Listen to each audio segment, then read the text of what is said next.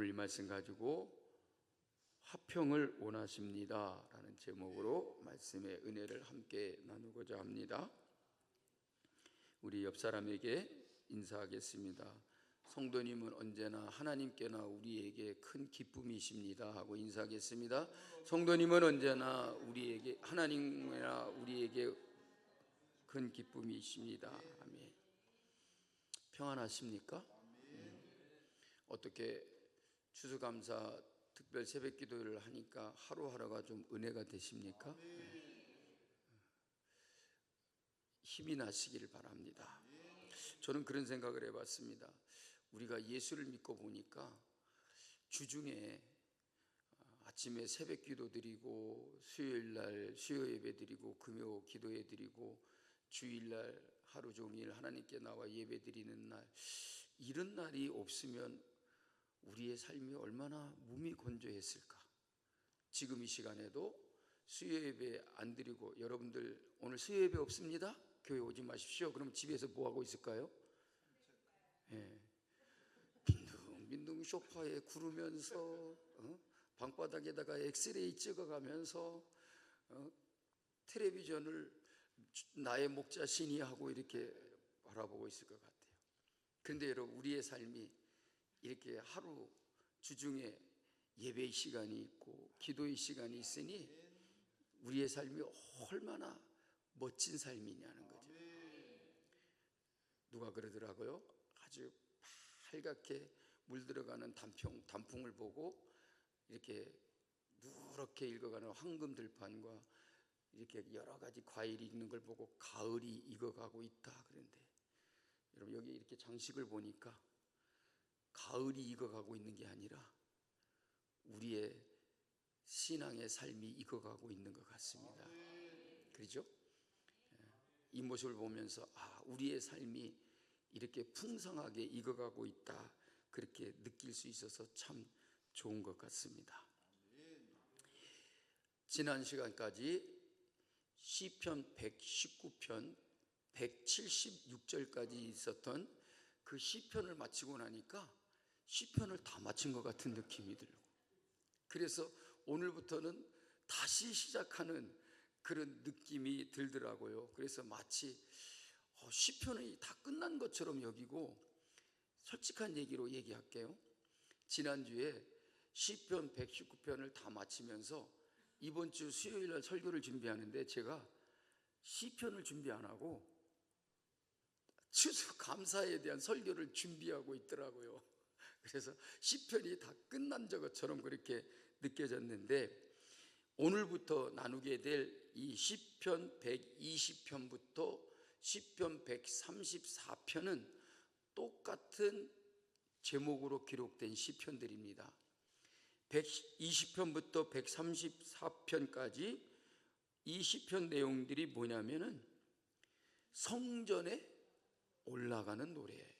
그러니까 시편 120편부터 시편 134편까지는 모두가 다 성전에 올라가면서 불려졌던 그런 노래였다라고 하는 것이죠.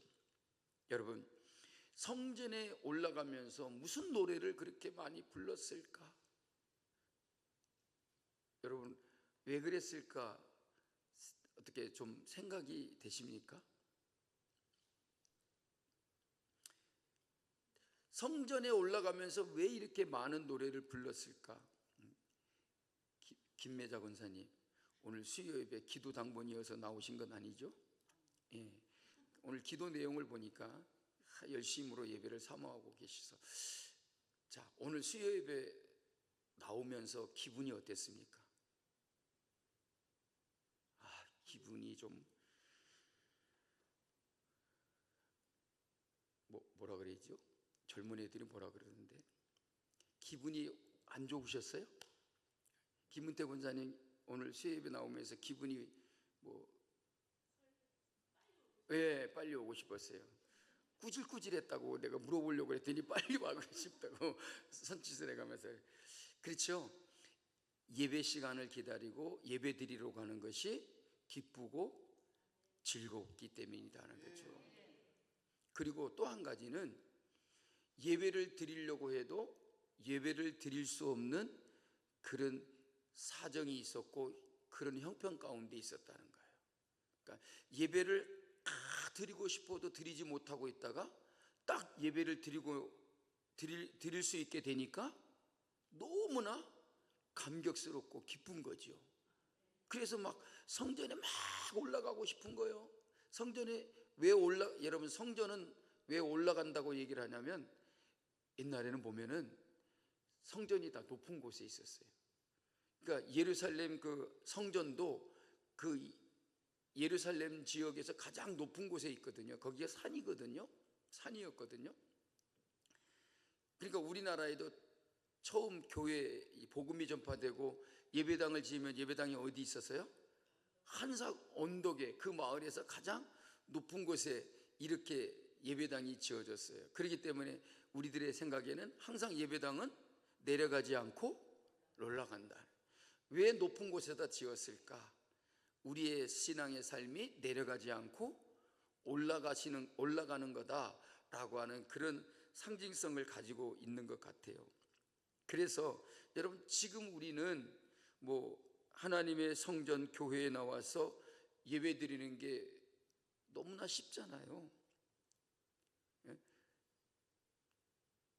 물론 오늘 또 차를 타고 오신 분들 있지만은 멀리 있어도 걸어오지 않고, 우리 박신실 권사님 못 타고 오셨어요? 차 타고 왔잖아요. 그럼 차 없으면 광주에서 올 수 있겠어요?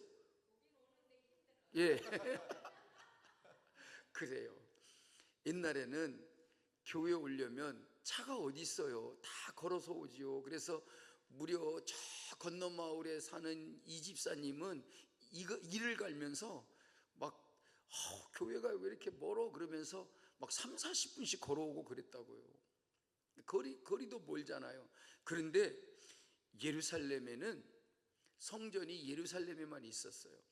그러니까 성전에 올라가려면 하루도 아니고 막 이틀, 3일씩 걸어서 오는 사람도 있고, 성전에 한번 가려고 하면 하루 종일 걸어서 오는 그런 사람들도 있었다는 거예요. 그러니까 성전이 이렇게 가까이 있지 않고 멀리 있어서 성전에 한번 간다는 게 그렇게 쉬운 일이 아니었다라는 것이죠.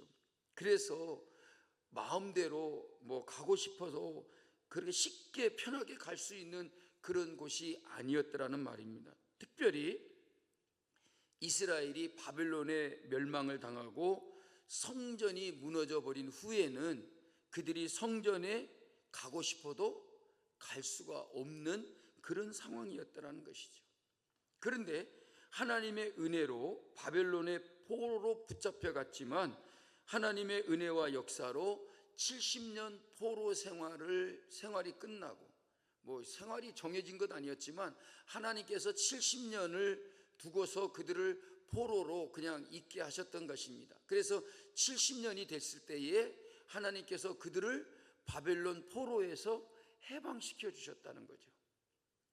하나님께서 하신 일이라는 것은 고레스 왕이 바로 이스라엘 백성들을 왜 니네들이 이 바벨론 땅에 와서 살았느냐, 니네들이 뭐 하려고 여기 바벨론 땅에 사느냐, 니네 나라가 있는데, 그래서 하나님께서 고레스의 마음을 감동시켜 가지고 역사책을 읽어다 보니까 이상한 민족이 하나가 있다는 거예요. 왜? 자기네 나라가 있는데 이들이 다 바벨론의 포로로 끌려와서 살고 있는 거예요. 그래서 이들이 왜 여기 바벨론의 포로로 끌려왔을까? 왜 바벨론 땅에서 그들이 자기네 나라를 두고 사는가? 그래서 고레스 왕이 그들을 예루살렘으로 돌려보내지잖아요. 그것을 누가 하셨다고요? 하나님이 하신 것이라고요. 하나님이 고레스의 마음을 감동시켰다는 거죠. 그래서 고레스 왕의 허가를 받고 1차 포로 기환에서 돌아왔던 이스라엘 백성들이 예루살렘에 와서 가장 먼저 한 일이 무엇이었습니까? 바로 무너져버린 성전을 다시 세우는 일이었다는 거예요. 자기들의 집을 짓기도 전에 성전을 다시 짓기를 시작했다라고 하는 거죠. 그만큼이나 하나님 앞에 성전에 올라가서 예배 드리는 것이 얼마나 간절했느냐라고 하는 것을 알 수가 있죠. 그리고 성전이 세워지고 이제 그 성전에 올라갈 수 있고 그 성전에 나아가 하나님께 예배하고 기도드릴 수 있을 때 여러분 얼마나 감격스러웠을까요? 그렇잖아요. 바벨론 땅에 있을 때도 그 바벨론 땅에서 정말로 예루살렘 성전을 이렇게 그리워하면서 사모하고 그들이 흘린 눈물이 여러분 성경에 다 기록되어 있잖아요. 그러니 이제 예루살렘으로 돌아와서 성전을 다시 재건하고 그 성전에 올라갔을 때에 그들의 마음이 얼마나 기뻤겠느냐는 거죠. 얼마나 감격스러웠겠느냐는 거죠. 여러분 오늘도 이 자리에 나오신 여러분들의 마음이 정말로 기쁨과 감격 중에 예배에 나오신 줄로 믿습니다. 포로 생활에 지쳐 있었던 그 이스라엘 백성들이 다시 성전에 올라가서 하나님을 예배하는 그 시간, 얼마나 기다리고 기다렸던 그런 시간이었습니까? 그들이 얼마나 하나님께 예배하는 것을 사모했겠느냐는 거죠. 그래서 그들은 성전에 올라가면서 하나님께서 그들에게 베푸신 은혜를 생각하고 감사하면서 기쁨으로 찬양하며 성전에 올라가게 되었다는 것이죠. 그래서 시편 120편부터 시편 134편까지 이 모든 노래가 성전에 올라가면서 부르는 노래였다라고 하는 것입니다. 저와 여러분들도 언제나 성전을 사모하고 예배의 시간을 사모하고 하나님께서 우리에게 베푸신 그 은혜와 사랑에 감사와 기쁨으로 찬양하며 살아가는 성도가 되시기를 주님의 이름으로 축복합니다. 오늘 시편 120편의 내용을 보면 탄식과 감사가 함께 병행해서 나와 있습니다. 우선 1절부터 보면 시편 기자는 자기가 지금 환난 중에 있다라고 했습니다. 그래서 탄식할 수밖에 없는 형편에 처해 있음을 하나님 앞에 고백하면서 자기를 이 환난 중에서 건져달라고 간절히 간구하고 있습니다. 그런데 오늘 시편 120편 1절에서 사용되진 이 환난이라고 하는 말은 성경의 언어로 보면 원수들로 인해서 겪는 고통이라고 이렇게 되어 있습니다.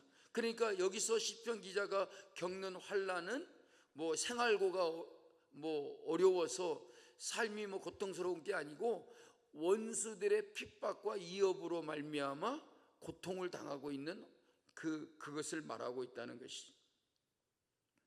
그래서 1절을 보면 환난은 하나님의 자녀를 하나님 앞으로 나오게 만들고 하나님의 자녀들로 하여금 하나님께 부르짖게 한다라고 하는 것입니다. 분명히 우리 그리스도인들에게도 내가 환난 중에라는 말처럼 우리에게도 위기가 찾아올 때가 있다는 말입니다. 그러니까 우리 그리스도인들에게 복은 환난을 겪지 않는 것이 아니라 어떤 환난을 겪을지라도 내가 하나님께 나아가서 기도할 수 있는 것이라는 말입니다. 믿으시기 바랍니다.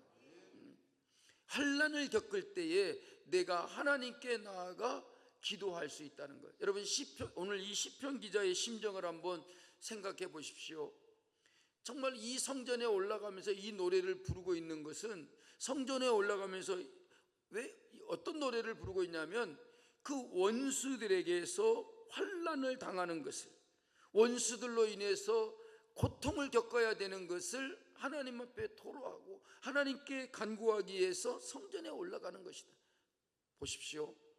이렇게 우리 성도들은 환난이 있을 때에도, 고통을 당하고 있을 때에도 눈물을 삼키고 하나님의 성전에 올라가서 하나님께 부르짖을 수 있다는 것이 우리에게 복인 줄로 믿습니다. 우리는 내게 환난이 있는 것으로 인하여 실망하고 낙심할 것이 아니라 환난 중에 하나님 앞에 나아가 성전에 올라가서 기도할 수 있는 것이 우리에게 큰 축복인 줄로 믿습니다. 왜냐하면 우리가 하나님 앞에 나아가 기도할 때 하나님은 그 환난 가운데에서 우리를 건지시고 구원해 주시는 하나님이시기 때문이라는 거예요.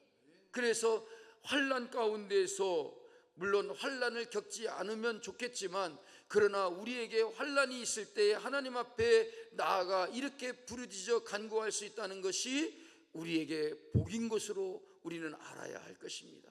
하나님은 우리를 반드시 구해 주신다는 말입니다. 정말로 내가 환난 중에 있고 탄식할 수밖에 없는 그런 형편에 처해 있다면, 여러분, 우리는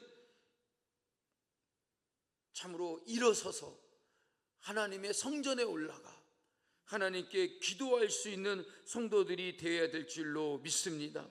환난 중에서라도 여러분, 하나님이 우리와 함께 하신다는 사실을 잊지 아니하고 하나님께 나아가 기도할 때에 하나님이 우리를 구원하여 주실 것을 믿음으로써 하나님께 기도하는 우리가 되어야 될 줄로 믿습니다.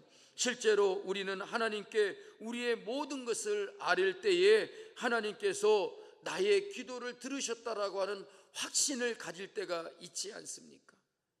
내가 구하는 것을 하나님께서 들으시리라고 하는 믿음의 확신을 여러분 가지지 않습니까? 우리는 기도할 때마다 하나님께서 나의 기도를 들으셨다, 나의 기도를 들으신다라고 하는 확신을 가지고 기도 드리는 줄로 믿습니다. 그래서 그가 시편 기자는 하나님 앞에 나아가 환난 중에 부르짖을 때에 하나님께서 나의 부르짖음을 들으셨다라고 말하고 있습니다.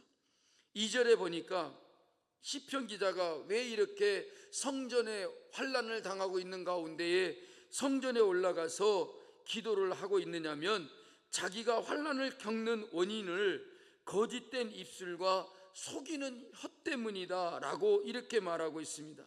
물론 우리는 건강에 문제가 있고 재물이 없어서 어려움을 겪을 때도 있습니다. 하지만 다른 사람들이 악한 뜻을 가지고 의도적으로 우리에게 거짓을 행하고 또한 우리에게 고통을 가할 때에 그 고통이 죽기보다도 힘들게 여겨지기도 한다는 사실입니다. 그러니까 나에게는 아무런 잘못한 것이나 내가 남에게 크게 해를 입히거나 다른 사람들에게 나쁜 짓을 하지 않았는데도 악한 자들로부터 내 자신이 그런 환난을 겪고 있을 때에 얼마나 여러분 힘들겠느냐는 거예요. 그 고통은 그야말로 죽기보다도 힘들게 여겨지지 않겠습니까? 그러니까 시편 기자는 이 거짓된 입술과 속이는 혀라는 것은 자기의 원수들이 자기에게 어떤 짓을 하고 있는지를 말하고 있다는 것입니다. 그들은 거짓으로 자기를 핍박하고 속이는 혀로 자기 자신을 그렇게 못 살게 한다라고 하는 것입니다. 있지도 않은 일 가지고 나에게 그런 짓을 했다, 내가 한 일도 아닌데 내가 나쁜 짓을 했다라고 여러분 그렇게 나를 모함하거나 나에게 그렇게 악한 말을 할 때 여러분 어떻습니까? 내가 차라리 그런 일을 해서 그렇게 고통을 당하고 환난을 당는다 하면 당연한 것이라고 여기겠지만, 전혀 나는 그렇게 행하지도 않았는데 마치 없는 일을 있는 것 같이 말하고 내가 행하지도 않은 일을 그렇게 했다라고 하면서 뒤집어 씌워가면서 나를 모함하고 나를 핍박하니 여러분 그 고통이 오죽하겠느냐는 말이죠. 그래서 하나님 앞에 나아가기를 원했다는 거예요. 정말로 이렇게 죽는 것보다도 더 힘든 그 고통을 당하고 있기에 오직 하나님 앞에 나아가 부르짖어 하나님께 구할 수밖에 없었다라고 하는 것입니다. 그래서 여러분, 사람들은 오직 억울하고 답답하면 뭐를 깨물고 죽고 싶다고요? 혀를 깨물고 죽고 싶다. 그런 답답한 심정을 가지고 있으니 여러분, 시편 기자가 어찌 여러분 성전에 올라가지 아니하며 성전에 올라가 하나님 앞에 부르짖어 간구하지 않을 수가 있었겠습니까? 여러분들에게 정말로 속상하고 원통하고 분통이 터지는 그런 일이 있으면 여러분 그 모든 것을 쏟아놓을 수 있는 것은 바로 하나님 앞에 나아가는 것입니다. 여러분들의 속마음을 다 아시고 우리의 모든 간구함을 다 들어주시는 분이 하나님이신 줄로 믿습니다.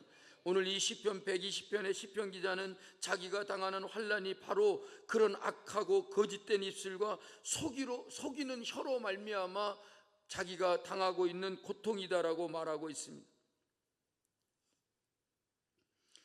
이 시편 기자는 아무런 이유도 없이 억울하게 중상과 모략과 거짓말로 말미암아 환난을 겪고 있다라고 하는 것을 말하고 있습니다.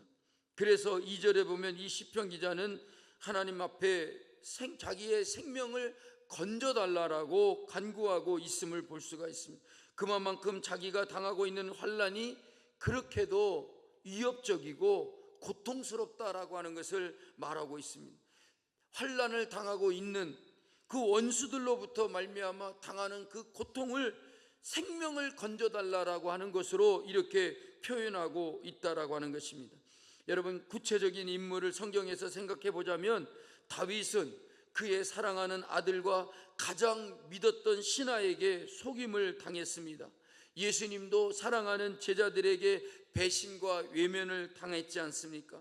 속임을 당하고 비방을 당하는 것이 다 억울하고 고통스럽지만 특히나 믿었던 사람들에게 당하는 속임과 비방은 더욱 견디기 힘든 것이 사실이라는 말입니다.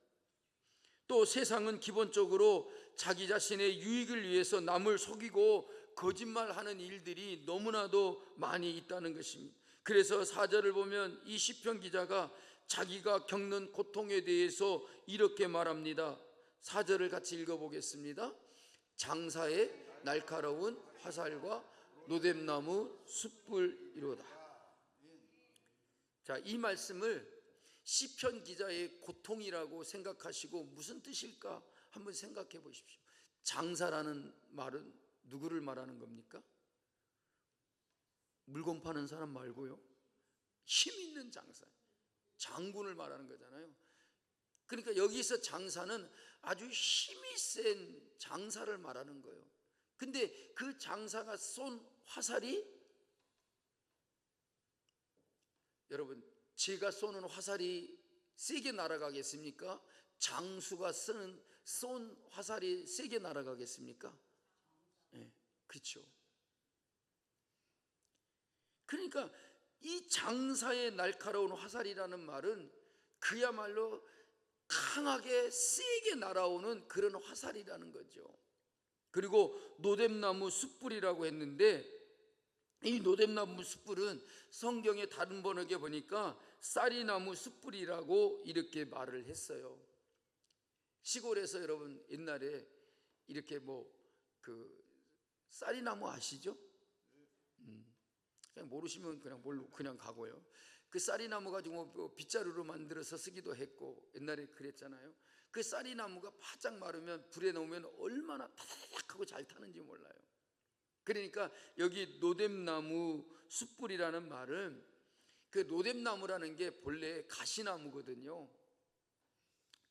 근데 그 광야에 있는 그 노뎀나무는 이렇게 높이 올라가는 나무가 아니라 이렇게 낮게 자라는 나무예요. 근데 커도 그렇게 크지도 많이 올라가는 나무가 아닌데, 그런데 그 사막에서 그 나무만 있으면 얼마든지 햇빛을 피할 수가 있고 따가운 그 햇빛을 피할 수 있다는 거예요. 근데 이 나무도 그냥 마르면 불에 후루룩 타고 마는 거예요. 잘 탄다는 거죠. 그러니까 악한 사람들이 내뱉는 그들의 말은 정말 자기 자신에게는 힘센 장사가 쏜 강한 화살과 같고, 그냥 불이 잘 타는 그런 쌀이나무에 붙은 거센 불길처럼 아주 큰 고통을 가져다 주는 것을 이렇게 말하고 있는 것입니다. 그러니까 자기의 그 고통이 얼마나 심한지를 이렇게 표현하고 있다는 것이죠. 그리고 5절 말씀을 보면 이 시편 기자가 자기가 환난을 겪고 있는 장소를 말하고 있는데 5절 말씀을 같이 읽어보겠습니다. 메색에 머물며 게달의 장막 중에 머문 것이 내게 화로다.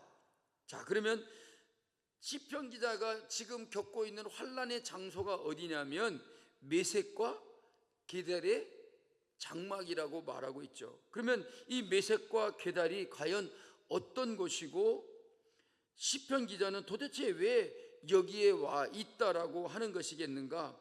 메섹은 역대상 1장 5절에 보면 야벳의 아들로서 이들의 후손은 야만족들이 사는 곳에 살던 민족이라는 것입니다. 그러니까 여기에 메섹은 야벳의 아들들이 곧 야만족들이 사는 그런 곳이다 라고 하는 것입니다. 그리고 게달은 창세기 25장 13절 말씀에 보면 이스마엘의 둘째 아들로서 아랍 족속의 선족 가운데 한 사람이다 라고 하는 것입니다. 그러니까 메섹과 게달은 그야말로 악한 자들이 사는 땅을 지칭하고 있다는 것입니다. 다시 말하면 이방 민족의 도시라고 하는 말인 것입니다. 그래서 이 시편 120편의 시편 기자는 자기가 메섹과 게달의 장막에 있다라고 한 것은 자기가 하나님을 알지 못하는 사람들에게 둘러싸여서 괴롭힘을 당하고 있다라고 하는 표현으로 오늘 5절 말씀을 말씀하고 있다는 말입니다. 그들은 화평을 미워하고 화평을 말하며 다가가는 자에게 싸움으로 응하는 자들이다 라고 이렇게 말하고 있는 것입니다. 시편 기자는 지금 바로 이런 실정 가운데 있기 때문에 마지막 7절에서 뭐라고 말하고 있는지를 볼까요? 7절 말씀을 같이 읽어보겠습니다. 나는 화평을 원할지라도 내가 말할 때에 그들은 싸우려 하는도다. 이 말은 자기가 아무리 선하고 착하게 다가가도 그들은 자기를 선하고 착하게 받아들여 주지 않는다는 거예요. 선한 말을 할 때에도 그들은 나와 싸우려고 덤비는 자들과 같다. 그러니까 그야말로 시편 기자는 아무리 자기가 착하게 살려고 하고 선하게 행하려고 하고 그들에게 좋게 하려고 해도 그들은 자기 자신에게 그렇게 자기를 좋게 여기거나 자기를 선하게 받아주고 있지 않다는 것입니다. 그러니까 시편 기자는 아무리 평화를 위해서 노력과 정성을 기울인다고 해도 원수들이 자기의 뜻을 이해해 주지 않고 자기를 받아주지 않는다는, 나는 선하게 말을 하려고 해도 그들은 나와 싸우려고 덤비는 자들이다 라고 이렇게 말하는 것입니다. 여러분, 우리가 그리스도인으로서 세상을 살아갈 때 여러분, 우리가 아무리 착하고 선하게 살려고 해도 의롭게 살려고 해도 우리를 좋게 여겨주는 사람들이 여러분 그리 많지 않습니다. 시대가 변할수록, 세상이 이제 변할수록 자꾸 우리 그리스도인들에 대해서, 교회에 대해서 악감을 가지고 대하는 자들이 얼마나 많습니까? 우리는 언제나 세상에 나가서 악한 일을 하고 나쁜 짓을 하려고 하지 않지 않습니까? 우리는 선한 일을 하고 착하게 살고 의로움을 행하려고 하고 모든 사람들에게 평화를 전하고 모든 사람들과 함께 화평을 하려고 해도 세상은 우리를 그렇게 여겨주지 않는다는 것이죠. 그러므로 시편 기자는 그렇게 자기가 겪고 있는 이 모든 일들을 하나님 앞에 나아가서 간구하고 부르짖었다라고 하는 겁니다. 얼마나 억울합니까? 얼마나 고통스럽고 괴로웠겠습니까? 그런데 자기의 모든 것을 하소연할 수 있는 것은 오직 하나님밖에 없었다는 거예요. 그런데 그런 가운데서 하나님 앞에 나아가 부르짖었더니 자기에게 응답하였다라고 1절에서 말하고 있습니다. 시편 기자는 성전에 올라가면서 가장 먼저 하는 말이 뭐냐면, 내가 성전에 올라가서 하나님 앞에 부르짖었더니 하나님께서 나에게 응답하여 주셨더라는 거죠. 그런데 이 말씀이 우리에게 더욱더 가슴 깊이 다가오는 것은 뭐냐면, 이 시편 기자가 이런 어려움을 겪고 있으면서 성전에 올라가서 하나님 앞에 기도했다는 것입니다. 여러분, 이 세상을 살아가면서 힘든 일이 있을 수 있습니다. 고통을 당할 수도 있습니다. 악한 자들로 인해서 우리가 억울함을 당할 수도 있습니다. 그러나 여러분, 우리에게 있어서 가장 기쁜 것은 우리가 그런 가운데서, 그런 형편 속에서 하나님 앞에 나아가 기도할 때에 하나님은 우리의 부르짖음을 들으시고 응답하여 주셨다는 것입니다. 시편 기자는 자기의 모든 사정과 형편을 먼저 이야기하기 전에 하나님이 자기의 부르짖음에 응답했다는 말을 제일 먼저 하고 있다는 거예요. 내가 어떤 상황 속에서도, 내가 어떤 고난을 겪고 있어도, 내가 어떤 억울한 일을 당한다 할지라도 하나님 앞에 나아갈 수 있다는 것이, 하나님 앞에 나아가 기도할 수 있다는 것이, 하나님이 나의 기도를 들으시고 응답해 주신다는 것이 오늘 우리에게 가장 큰 축복인 줄로 믿습니다. 여러분, 우리가 늘 항상 살아가면서 어렵고 힘들 때에도, 무슨 일을 겪을 때에도, 우리가 어떤 형편에 있을지라도 하나님 앞에 나아가기를 힘쓰며 성전에 올라가 하나님 앞에 부르짖을 수 있다라고 하는 것이 우리에게 얼마나 큰 힘이요, 우리에게 큰 축복인지를 우리는 잊지 아니하고, 언제나 항상 우리는 이 땅에서 하나님의 나라를 향하여 나아가는 순례자임을 기억하면서 우리가 그 길을 걸으면서 정말로 하나님의 백성답게 모든 악한 사람들에 대해서도, 오늘 시편 기자가 뭐를 말했다 그랬습니까? 화평을 말했다는. 하나님은 우리가 아무리 이 악한 세상에 살더라도 우리가 악하여지지 않고 모든 사람에게 화평하기를 원하신다는 것을 기억하면서, 이런 억울한 일을 당해도 우리는 하나님 앞에 나아가 부르짖어 기도하면 된다라고 하는 믿음을 가지고, 우리도 세상 사람들과 같이 악한 자가 아니라 우리가 그 어려운 가운데 있을지라도 성전에 올라가 하나님 앞에 기도하며 우리의 부르짖음에 하나님이 응답하여 주실 것을 믿고 믿음으로 승리하는 삶을 살아가는 저와 여러분들이 되시기를 주님의 이름으로 축복합니다. 우리는 여러분, 세상에 나아가서 내가 과연 하나님의 백성다운지, 성도다운지, 믿음의 사람다운지를 늘 생각해 보면서 여러분들이 억울하고 힘든 일을 겪을지라도 우리는 언제나 하나님의 백성답게, 그리스도인답게 살아가면서 하나님이 우리에게 화평을 원하시는 줄 믿고 우리는 화평케 하는 그런 삶을 살아가는 성도 여러분들이 되시기를 주님의 이름으로 축복합니다. 찬양하겠습니다.